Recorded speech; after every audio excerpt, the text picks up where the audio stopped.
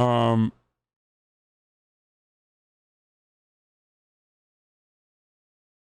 okay, let's watch. I want to see the TikTok Notice that your algorithm For You shit. page has been a little too accurate lately. It hasn't been things that I'll Google or I talk about. It's been thoughts. TikTok knows everything about us. Hold up, don't scroll. Let me ask you something first. Can someone please explain how this algorithm works? TikTok users often wonder how the world's fastest growing social network seems to know them so well. TikTok's secretly listening to us while we're watching videos? I don't know.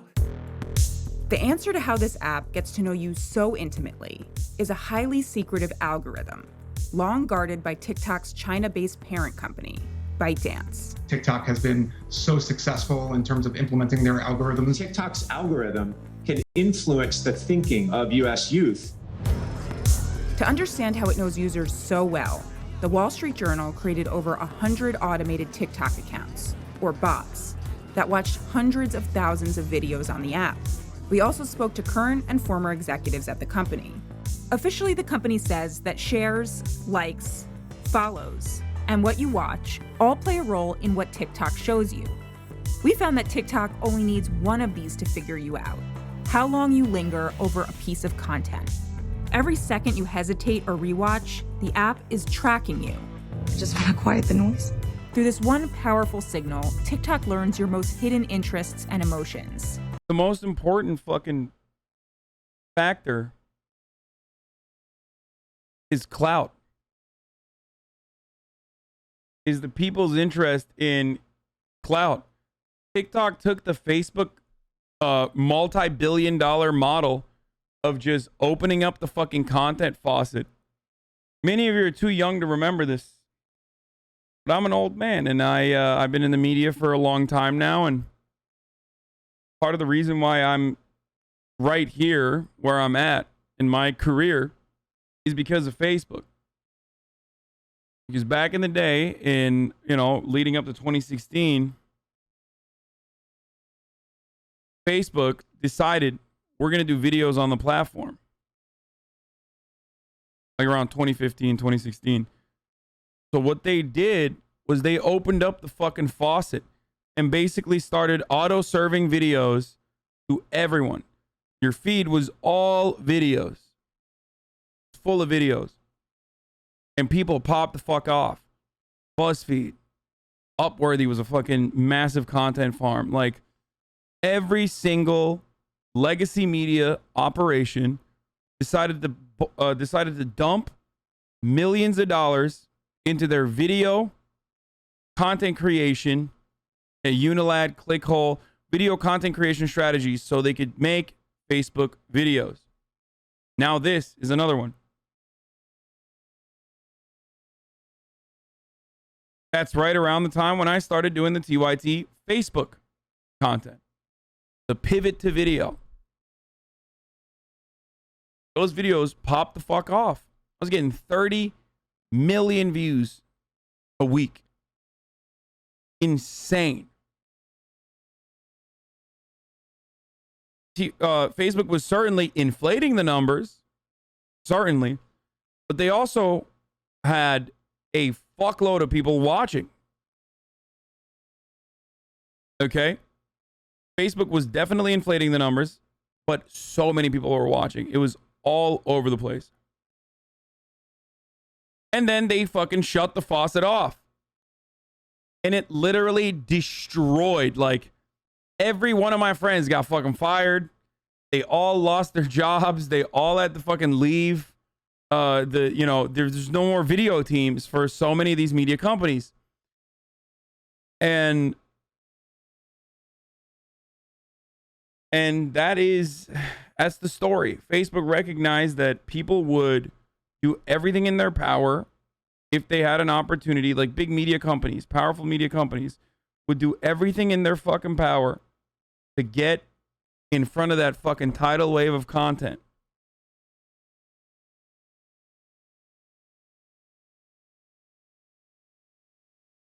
TikTok is operating on a similar principle. They were like, this is good. If we can let anyone on the planet become mega famous on any given moment, and everybody wants to be famous, They will stay on this app. They will make free content on this app non-fucking stop.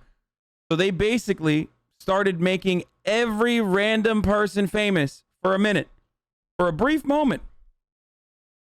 But this time, in the aftermath of Vine's success and failures, when we were like 10 years in, 20 years into, YouTube and internet content creators, there was another industry that was finally recognizing that like influencers can make a lot of money. So this time they were ready.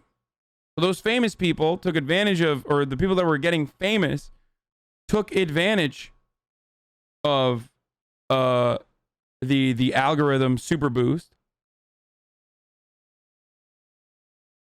Okay. They took advantage of the algorithm super boost, and then immediately, like, agencies and clever managers immediately just swiped them and turned around and, diversified their content portfolio, made them make YouTube, made them make fucking Instagram accounts and shit like that. But that's why TikTok is so successful. From the TikTok or from the Vine era, you got like a handful of influencers. You got the Logan Pauls of the world and whatnot. You got the Cameron Dallases, blah, blah, blah. Some of those people are not around anymore. From TikTok, because this time the industry was aware and paying attention to it, you're gonna have a lot more staying power on influencers.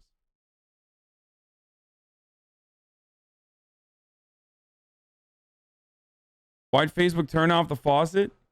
They wanted to change the content strategy on the platform. They realized that it's like never going to be a competitor to YouTube. They were greatly lying about their numbers, their video numbers anyway.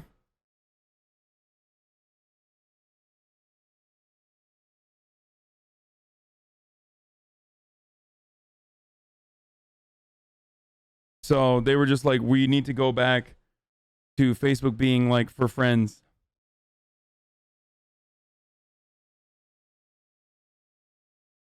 And drives you deep into rabbit holes of content that are hard to escape.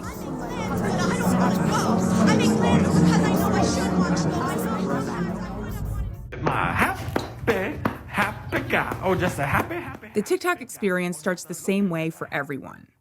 Open the app and you'll immediately see an endless string of videos in your For You feed. Take this new user, a 24-year-old from Henry County, Kentucky. TikTok starts by serving the account a selection of very popular videos vetted by app moderators. Is this person religious? Because I still have a purpose and you still hold a plan for my life. Do they want to participate in viral dances?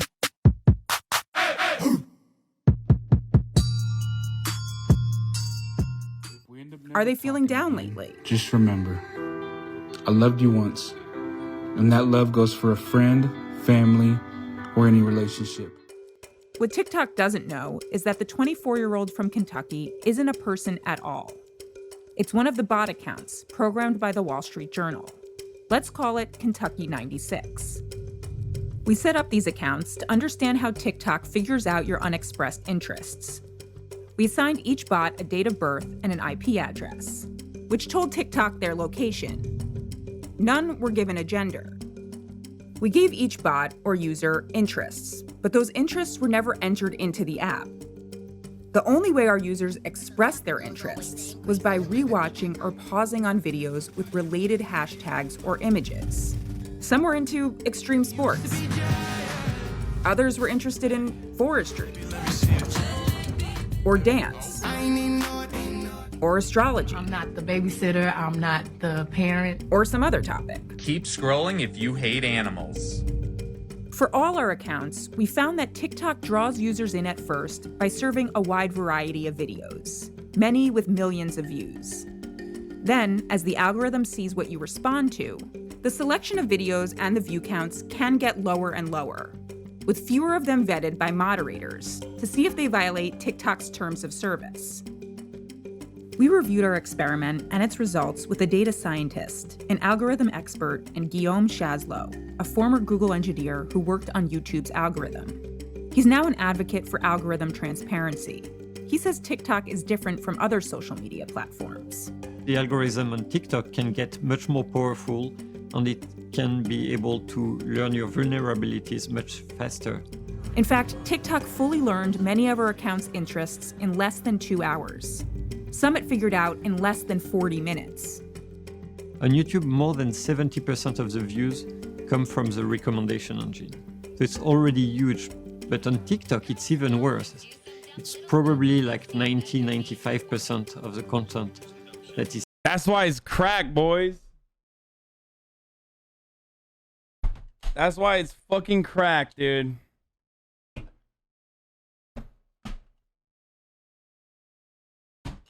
Straight up.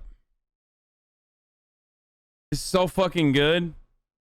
Scene that comes from the recommendation engine. This is a visualization made from hashtags attached to the videos our bots watched. So it's double booking, right? On the one hand, it makes you stay on the application because it's so easy to get recommended really cool videos off of like whatever it figured out you're interested in. On the other hand, because it has the power to like make anyone fucking mega famous for one moment, so many people are constantly uploading like dumb shit and funny shit. So a lot of people are on the app because they want to be content creators. They want to be influencers because everybody wants to be an influencer. And also on the other hand, a lot of them are on the application because they're like, oh, this shit is so good. Fucking mainlining it, you know? And turns out the real devious lick is not getting like white American kids in fucking private schools to break their toilets. But the real devious lick was the algorithm after all. Think of it as a partial view of the universe of TikTok content. Here's where we find dance videos. Over here are the cooking videos. The spindly arms stretching out of the center represent niche content areas. This arm starts with general videos of cute animals. But if we follow it out to the end, we find more specific videos for enthusiasts of French bulldogs. As Kentucky 96 starts its journey, it starts moving around within the mainstream, where TikTok is trying to puzzle out what it wants. One time I had a TikTok blow up. I got so anxious I threw up and deleted it. You threw up? Like, bleh, like you threw up and you deleted the TikTok. That's hilarious. We programmed Kentucky 96 to be interested in sadness and depression. Let's see how long it takes TikTok to figure that out. Life doesn't happen to you, life happens for you. So if life is taking people away from your life and putting new ones in. Less than 3 minutes into using TikTok, at its 15th video, Kentucky 96 pauses on this. And that love goes for a friend, family, or any relationship. Kentucky 96 watches the 35-second video twice. Here, TikTok gets its first inkling that perhaps the new user is feeling down lately. Whoever comes, let them come. Whoever stays, let them stay. Whoever goes, let them go. The information contained in this single video provided the app with important clues. The author of the video, the audio track, the video description, the hashtags.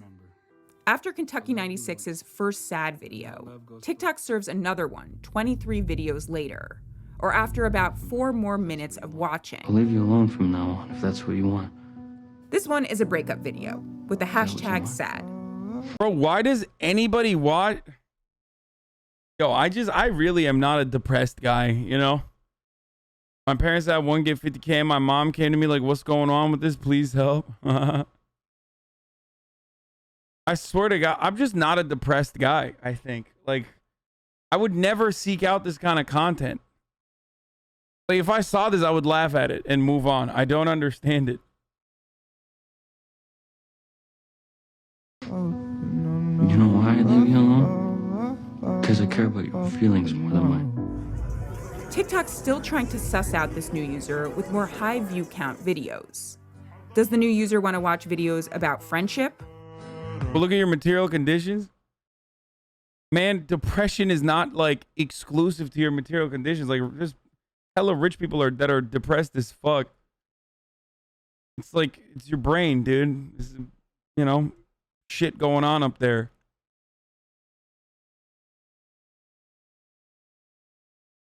I also feel like there's depressed people that I don't understand. Like, do depressed people seek sad TikToks? I don't think so. Or to laugh at funny fail videos? Nobody's gonna know. They're gonna know. You're just a poser emo? Wait, what? Or do they like videos about home repairs?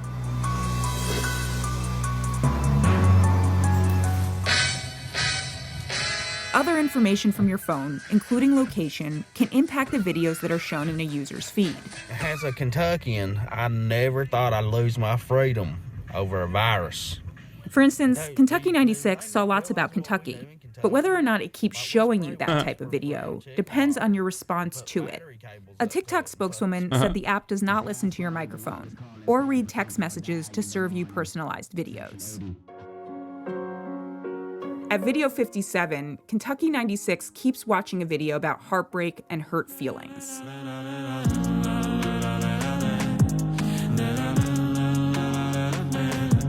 And then, at video 60, watches one about emotional pain.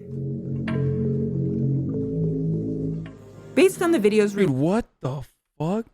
You'd be surprised how many times a guy sits in his car, his room, or the bathroom holding back tears because he's confused, hurt, or lost. He wants to give up. So here's the thing, dude.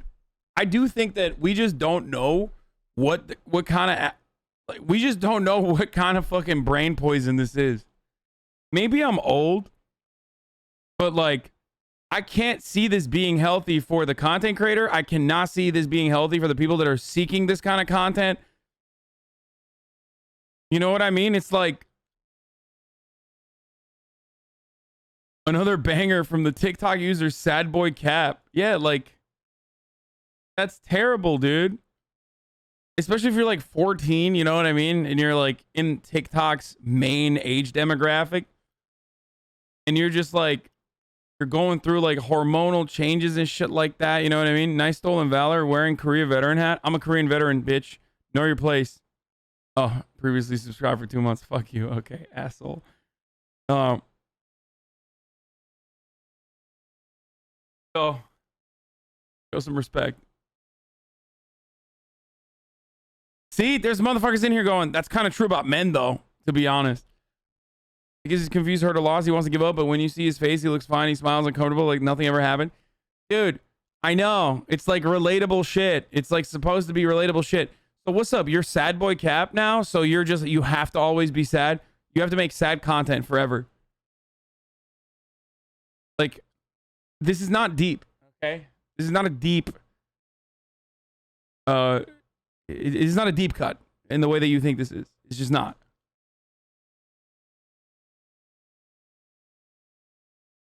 It's really not that hard to understand. It's very easy to go into a depressive spiral if you're in one, and seeking out validation and sameness in your depression as well. Yeah. And I feel like that's just like, I don't know. I can't see this being healthy for anybody. You're like, you're doing literally the opposite of touching grass. Okay? You are doing the exact opposite of touching grass. You're saying, fuck touching grass. I'm going to spiral deeper into my fucking negative feedback loop. No pain. Based on the videos rewatched so far, TikTok thinks that maybe this user wants to see more about love, breakups, and dating. So at about 80 videos and 15 minutes in, the app starts serving more about relationships. But Kentucky 96 isn't interested. Your voice, your smile, your eyes, your laugh. The user instead pauses on one about mental health. If a guy ever cries in front of you, do not let him leave ever. He will never trust any human ever the same.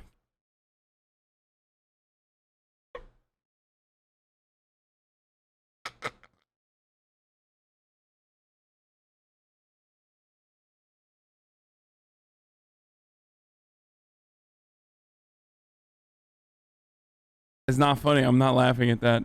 It's real. Wow. As guys, we get taught to never show emotion because it would help us. It would help make us weak. Keep him. He trusts you.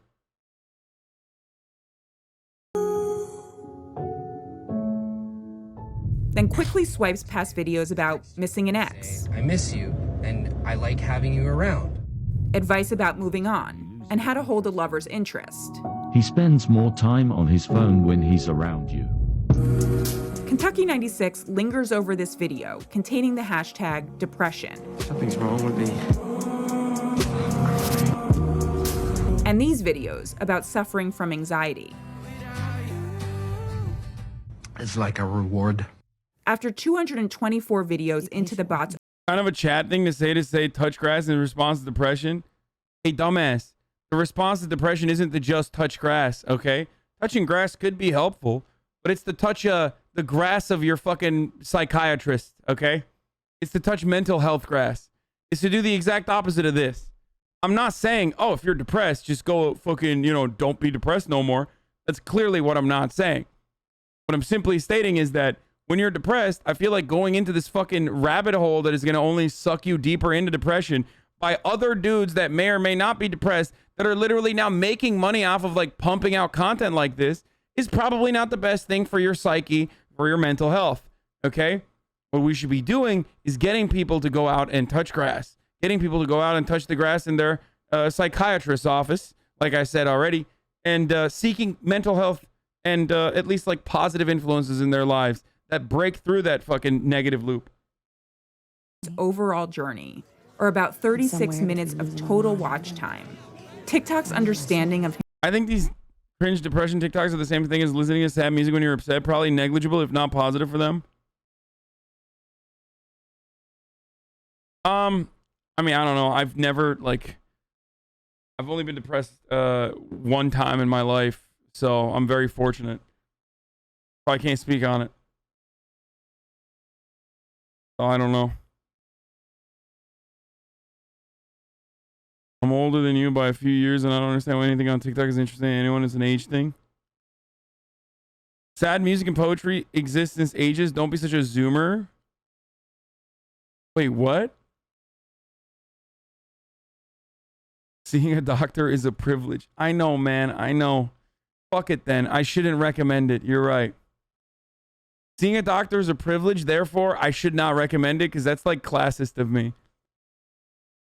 Yeah, don't go to the emergency room. Oh, fuck, man. I feel like listening to sad music and, sad poetry and stuff like that, people like recounting their experiences, that sort of stuff, I feel like is a little bit different than like people that are like literally fucking hammering like sad moments in your life. It's like another human that's directly telling you, like, I don't know. Kentucky 96 takes shape. Videos about depression and mental health struggles outnumber those about relationships and breakups. From here on, Kentucky 96's feed is a deluge of depressive content. 93% of videos shown to the account are about sadness or depression. Bro, come on, bro. That shit is crazy. That's not good, dude. That you can't tell me that's healthy, dude. People been looking at me. I'm just like, what you looking at? A TikTok spokeswoman said that some of the remaining 7% of videos are to help the user discover different content. But for Kentucky 96, such videos were few and far between. The majority of videos it was shown outside of its depressive rabbit hole were ads. A TikTok spokeswoman said that the simulated activity generated by the Wall Street Journal's bots is not representative of real user behavior because humans have a diverse set of interests. But even some of our accounts with diverse interests... My hot take is like I would just ban talking about mental health on the internet by unqualified people. Like, I'm so anti-freedom of speech when it comes to that stuff. I'm half kidding, but like, oh my God, dude. I feel like it is like created a system in which like there are people that are like faking dissociative diseases and or disorders and shit like that. Like it's giving you the thing you seek the most, which is like clout. Okay. It's really addictive. And then people are just like, oh, that must be me. You know what I mean? Instead of like growing through it, instead of experiencing the growing pains, you're just like, oh no, this is me. And now not only is it me, but it's now a part of my personality, actually. And the way I show the rest of the world who I am, Oop, now I'm actually building a following off this. That's crazy. This fetishized depression and mental illness as a personality. Yeah, but you laughed though. Sad. Man, shut up, Dr. Birthday. Happy birthday, bitch.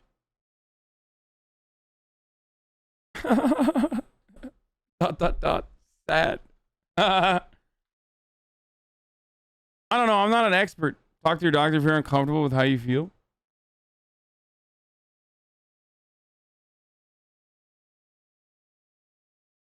Rabbit hole. We showed our data and many of the videos seen by Kentucky 96 to Shazlo. Oh, hit verified tweet Madlib. Yeah, this is the tweet that made me follow this motherfucker. Oh, they deleted the main tweet. What the fuck? I saw a TikTok about how normal thing in a childhood is a sign of word they just learned, and I can't stop thinking about it. I saw a TikTok about how playing dodgeball in childhood is a sign of what? Yeah, it's just like I saw a TikTok about how a man saying hi to a child is a sign of in childhood is a sign of fucking blah blah blah trauma, and I can't stop thinking about it. It's always like some fucking trauma. I've talked about this before. We've like hyper medicalized everything too. Like people don't just fucking lie. People don't just like lie anymore. Everybody's gaslighting. Like it's supposed to sound something different. Like it's supposed to mean something different. Everybody has post-traumatic stress disorder. Like they're not just like they don't just experience discomfort. They're not uncomfortable. They're literally fucking experiencing trauma in every moment. Okay?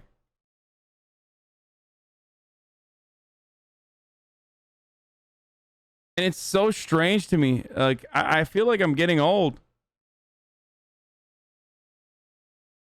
And I feel like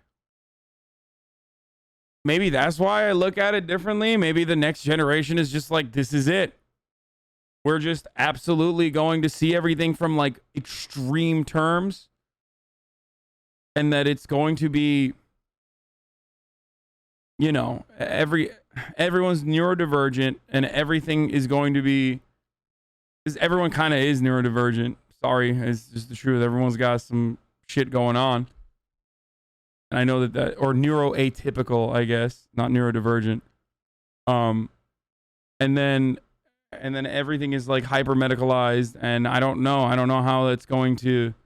I'm engaging in self-comforting behavior currently as I'm talking about an uncomfortable subject to you right now. I'm comforting myself. I'm picking at my skin as I'm talking about a subject that is uncomfortable for me to talk about, because I know that there will be a lot of trauma response from people who are neurodivergent, who will misunderstand the point I'm trying to make, and you know, disability Twitter will fucking be up my asshole. You know what I mean? It's like everything.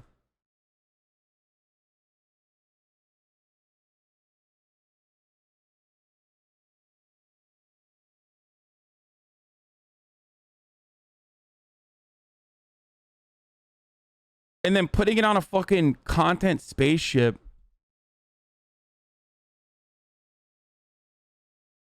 Putting it on a fucking content spaceship makes it so much worse too.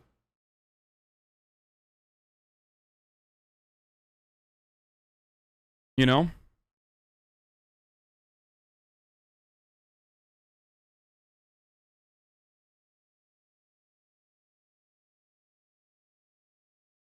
The original was reading and disassociation.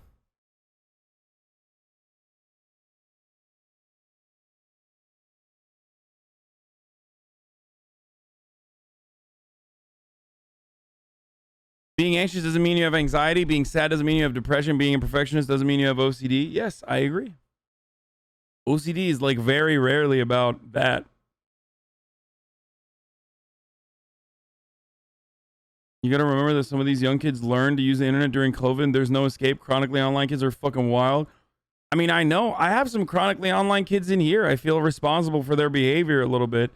And I try to like make sure that they're not turning into these like fucking annoying little nerds who can't shut the fuck up about like every little thing and then like lose their fucking minds over like every little minute thing.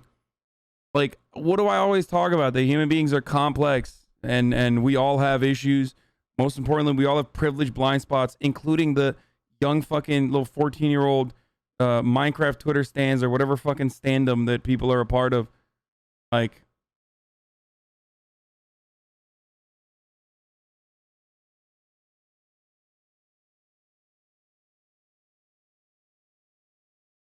I think it's because as a society we've ignored and mistreated people with these things so long. There's so much untreated shit out there that's been normalized.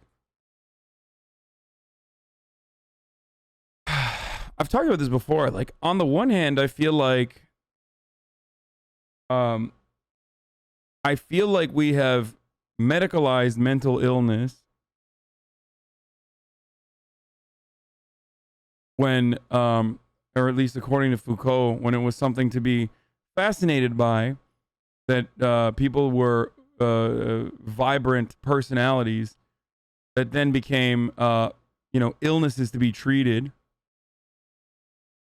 But also, on the other hand, while we're still doing that, everything is now becoming hyper medicalized. But also simultaneously, we are literally like beaming at motherfuckers who are demonstrating mental illness on the timeline. Like, we can't look away. We're like fascinated by it. Rogan sounding take. I mean, the take that I'm referencing is not my own. Foucault molested kids. He's French, bro. Come on.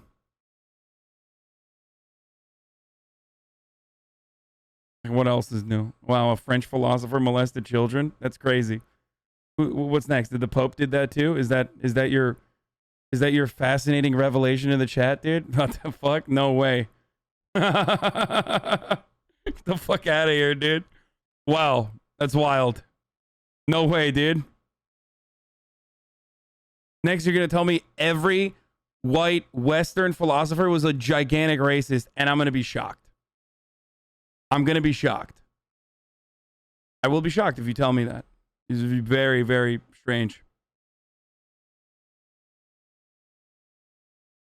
Speaking from privilege, Hasan. Yeah, I am.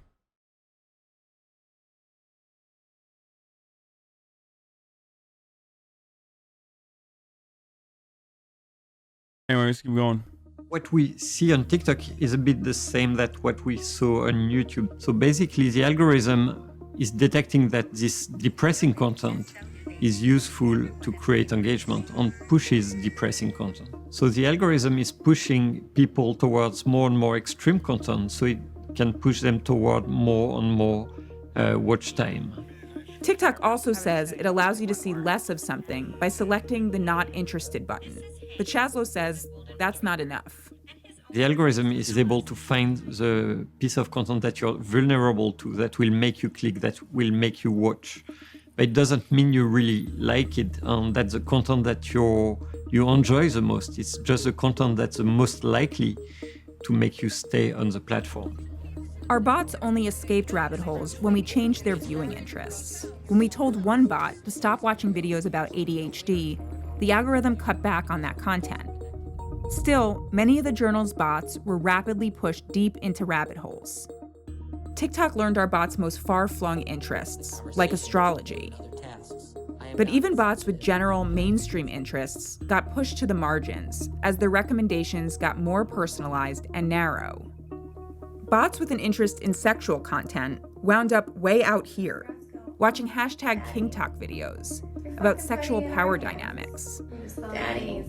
And our bot with a general interest in politics wound up being served videos about election conspiracies and QAnon. First order of business is impeach. I wonder how that happened, dude. That's crazy. Bro, I swear to God, like everyone on the right is just, they don't have a job. Okay? I hate to say it, I hate to break it to you, but like literally every single person on the right just has never had a job. Okay? They just don't. They literally can't. They physically can't have a job while also polluting the airwaves with like user-generated content to the degree that they do. I refuse to believe it. Right-wingers have never had a job. Okay? No shot. These motherfuckers are everywhere. I don't know how they make their money. Like, I don't know what it is. Like, lefties have jobs at Megalol. No, I think they do. I think left wingers have too much time. They're spending too much time working to make fucking TikToks.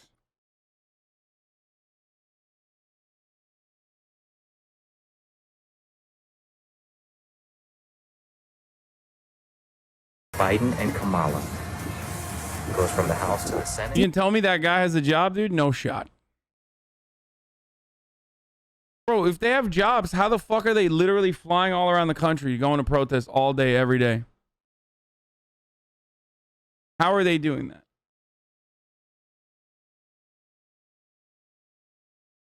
Like, how?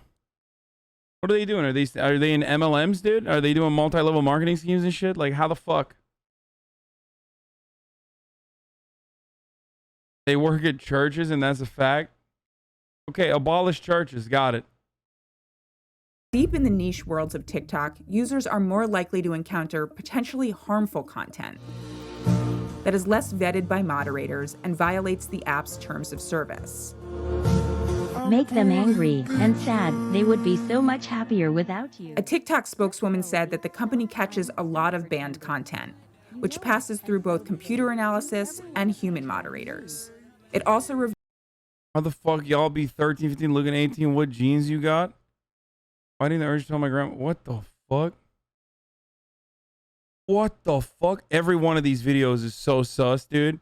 Use videos reported by users. Don't tell them goodbye, just go. It's night time. There's a lot of fun, silly, and life-affirming content on TikTok. But while TikTok can draw out what makes you laugh, it can also make you wallow in your darkest thoughts. Turning the pain from mental to physical work. Without ever needing to eavesdrop on you or collect any personal information about you. I've never attempted suicide or anything. I've never let it get that far. Whether it's on TikTok, on Facebook, on YouTube, we're interacting with algorithm in our everyday life more and more. We are training them and they're training us. So we have to study this so we understand it better and we don't let it go in directions that are harmful to society or to certain groups of people.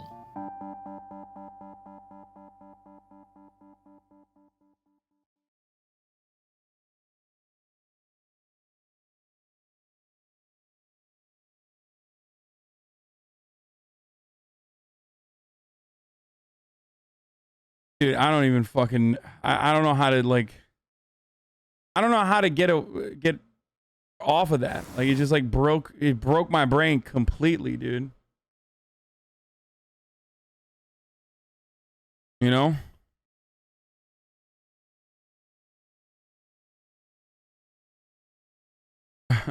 Good thing this app is for literally babies. Holy shit, no. Oh, I skipped it. I can't find it.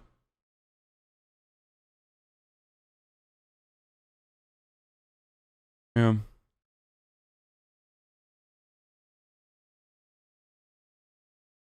I saw Mitch McConnell, please, dude.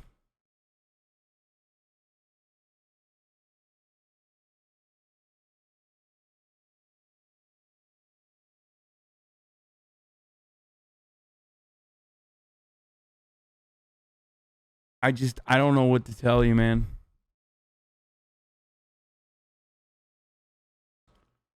We're watching all the negatives of TikTok on YouTube. That does the exact same thing. I mean, YouTube does that too. YouTube is like, YouTube was the fucking worst with like alt-right radicalization. And now I feel like TikTok has taken the place of that.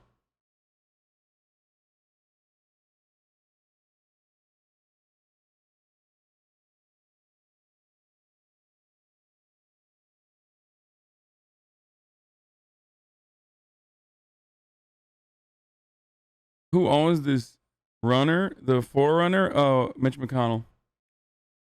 He got that nussy.